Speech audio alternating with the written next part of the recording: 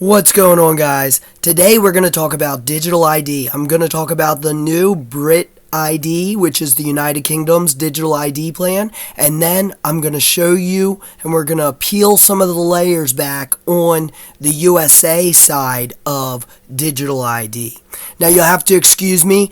I have been under the weather for a week, almost a week now, so I'm finally getting my voice back, but I'm going to give it a shot anyway, so, sorry if it doesn't sound so good, but that's just what it is. So, the United Kingdom has made digital ID mandatory for employment.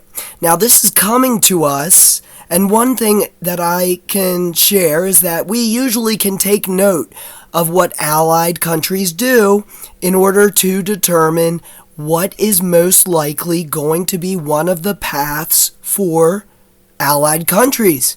So at the moment in time, in fact, there has been an executive order against digital ID at one point in the US. But that's not the end of the story. As you know, nothing is ever 100% what it seems. So looking at this, we can see that the United Kingdom has made digital ID mandatory for employment in the United Kingdom. At least that is the plan.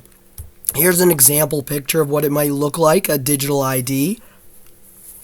And what this means is they're saying it's to fight illegal immigration, getting jobs that Brits would have had otherwise. Doesn't that kind of a storyline sound familiar? So many things have been happening also on the US side in order to, quote, fight illegal immigration.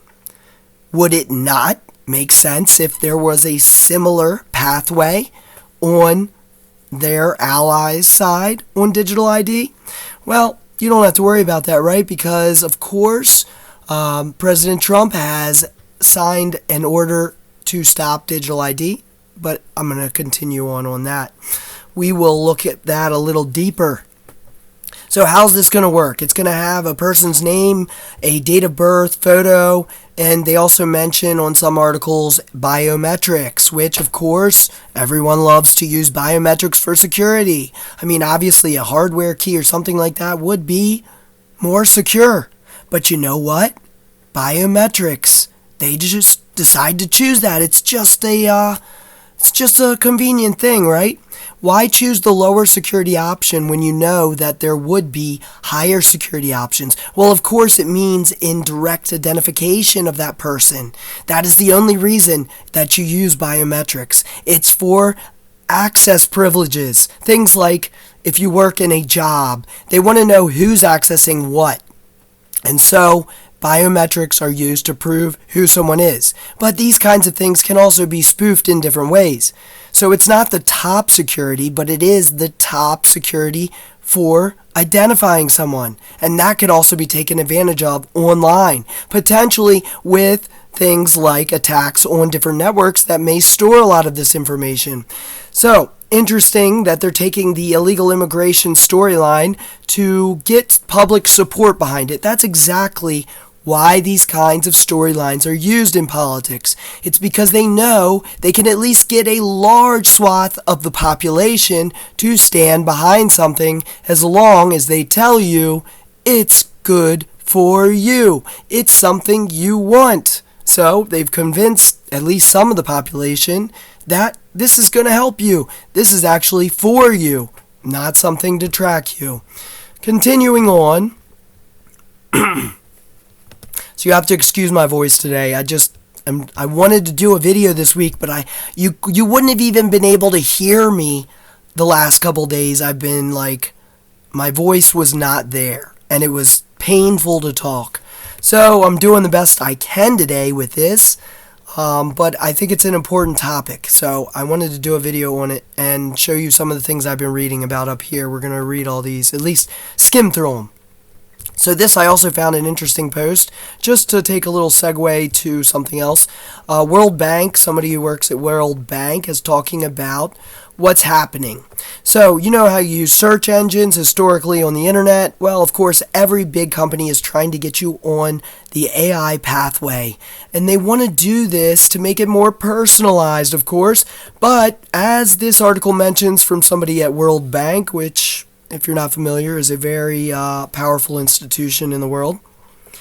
So, they're talking about the implications. It's nice to see someone at World Bank that is concerned about the massive privacy implications for digital ID. So it is the same topic because they're talking about digital ID. They're talking about how browsers like Chrome are putting a chatbot, an AI chatbot, to try and move users over to use a more personalized search result, something that, of course, as this person from World Bank mentions, in order to do all these things, such as summarize, it'll need to plan your trip or give you these suggestions that are very tuned to who you are and what you want to see. Well, of course, they need your browser history, your location, your calendar, and your preferences. Just a little off the top there.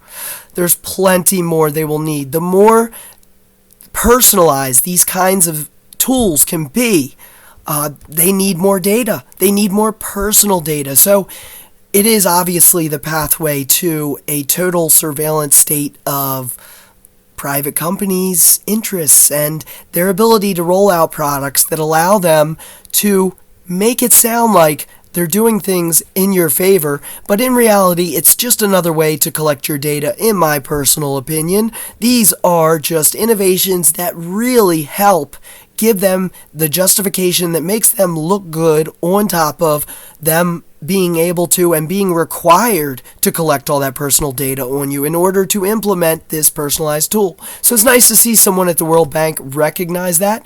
I really hope this video is watchable because it's certainly, my voice to me right now doesn't sound listenable. Make sure to leave a comment and let me know just how terrible I sound today. So part 1, our global identity problem. This comes from the Gates Foundation. You know, Bill Gates. He talks about how basically you're going to have a lot of trouble with life if you don't get a digital ID of forms. And of course, the Gates Foundation talks about how it's going to help the poor. You got to go on one of those high ethics levels to really pitch something like this. And saving the poor from starvation to allow them to participate in the economy, wow, that's good stuff. So, looking at this, we can see that Trump has gutted the digital ID rules. And he's claiming they help illegal aliens. Hey, I love it. Trump, I gotta say, I appreciate you getting rid of digital ID rules. But I do have some questions about that. So we are seeing that there are still things like Real ID, and we're going to get deeper into that today. So Real ID, what is that? Well, if you get a digital ID in the US, one thing I'll tell you is they're not going to call it a digital ID. That much I can bet you on. What we do have in the U.S., something that was signed after 9/11, was the Real ID Act. The Real ID Act, what that did was it forced a standardization and a national, meaning that state to state can pick this up and can verify who you are. So in times past, there may have been state-by-state databases that maybe couldn't verify in the same way. Well, what Real ID intends to do is to streamline this into a more centralized access verification system. Let's look at it real fast. And I'm going to finish off giving you some extra details on where Real ID is headed. So make sure to stick around. So the Real ID, this is sounding a lot like BritID's reasoning. Well, it's of course going to help verify who people are applying for asylum. It's going to help with border security. Oh, sounds good, right? Oh, that's good stuff. Oh, and work visas. Sounds a lot like BritID's reasoning for their digital ID. Okay. Now, mind you, I'm telling you that a digital ID in the US is never going to be called a digital ID because that's how the politicians get you. They never call it what it really is, and that's how they get you. Consider, for instance, would you want to live in a city that is a total surveillance state that is called Total Surveillance State City? No, you wouldn't want to do that. So what do they call it? They call it freedom cities. Take a look at my earlier videos on freedom cities and you can see what I mean there. The name is never going to represent what it is. Freedom cities, Patriot Act, these things do not represent their name. So, and that's just my opinion. Now, of course, you may think of freedom cities could be something that would represent freedom if you're a billionaire, because of course you can pretty much buy your way into just about anything.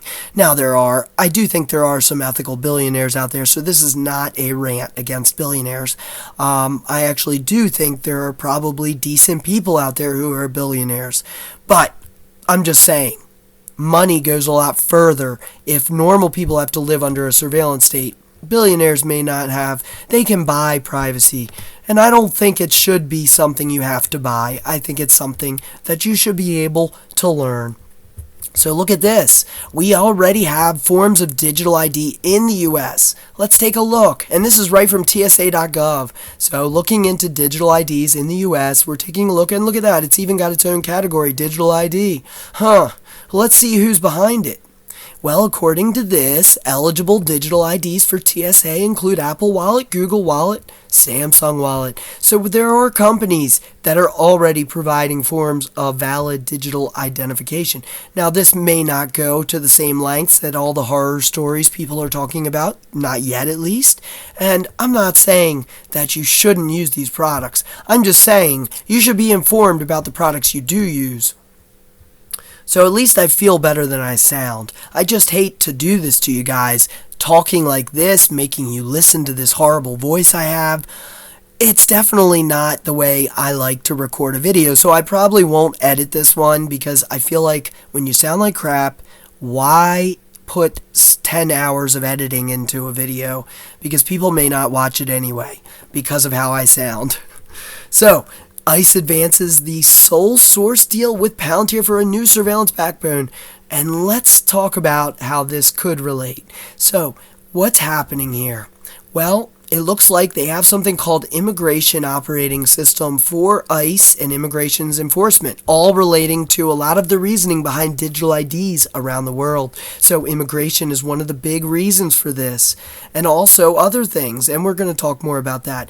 So what Palantir has said they want to be is their goal, their aspiration, as has been reported, is that they want to be the operating system for the U.S. government. That's a scary thought, really. One company to act as the entire operating system for everything in the U.S.? I'm not so sure how I feel about that. At this point, we can see some of the timeline here to build that Immigration OS. So right now we have Immigration OS. And we're also seeing that Doge is working into making cuts that ended up leading right towards the contracts that Palantir picked up in order to fill those gaps on the fired employees. Now, take a look at Curtis Yarvin's writings, who are closely affiliated with people involved, at least at some level, with Palantir. And, for instance, J.D. Vance, Peter Thiel, both have talked highly of Curtis Yarvin's writings. And what he wants to do is RAGE, which means retire all government employees. We're hearing right now with the government shutdown that he's saying he may lay off up to 700,000, the president, I believe, if they shut down the government.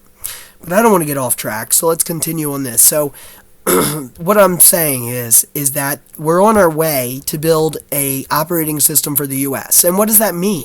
Well, to me, it means technocracy. AI surveillance state operating system is what it sounds like to me based on the work they're already doing. Keep in mind, these are just my opinions. I am not stating anything except opinions in this, but you can see everything that you can see that I'm reporting on. So Immigration OS, that must be one of those things, like just one of the startups that's going to expand, most likely in my personal opinion, into that aspiration to be the government operating system. How do you feel about that? I'd love to know your thoughts on this in the comments, so please do share. Let me know what you think about this, any of this, and my voice. Tell me I sound like shit. So, right now, here's the connections happening. Voter ID, there was an executive order. So at the moment, or at least in the past, we had just voter identification at many places and for voting. Even bank statements were allowed. But now we have a new executive order for voter ID. I would not be surprised if this led into at least one of the strands that led into digital ID. So they want to make it a valid ID. Well, the Real ID Act. What does that mean? That means by 2027, you have to have a real ID. A real ID. That's right. Are you seeing how it's starting to connect? In my opinion, of course, just my opinion. But we're going to see that they're going to require real ID for voting. They're going to require that for voting. And of course, that is going to be Real ID. So let's take a look at Real ID. Let's see where it's going. Let's see where it's going. Also, Doge is looking to see who's eligible to vote. Nice. So a lot of this stuff does kind of intersect at different pathways. You can see how the Doge cuts are leading into the Palantir contracts to pick up where human employees were. Now we have AI efficient machines filling in. And what about that Real ID thing that's required by 2027 and being required by 2027? We can see that little zigzag that's going on right here where we're seeing that all of these things are happening on their own, but they're leading up to one thing. Under the hood of Real ID, the technology and the database. govfax.org, reliable source. So to understand the depth of the privacy debate around Real ID, which is basically going to create a database to allow the verification nationwide, basically sounds like a national ID system. And guess what? It's also going to use a database. It's going to be a digital database. That's right. So, is it true that that executive order stopped digital ID? Or did it come under another name? Let me know your thoughts in the comments, guys. I appreciate you guys watching and listening to my horrible voice today all the way through. Thank you so much. Watching the video, liking, commenting, sharing. It all really helps the channel, and it helps these videos get out to more people. So thank you guys so much. Let me know your thoughts in the comments. Do you think that all the fears that people think were allayed by a quote digital ID may take the form of something in a different name? Let me know your thoughts in the comments, guys, and I will see you soon in another video on how to protect your security and privacy.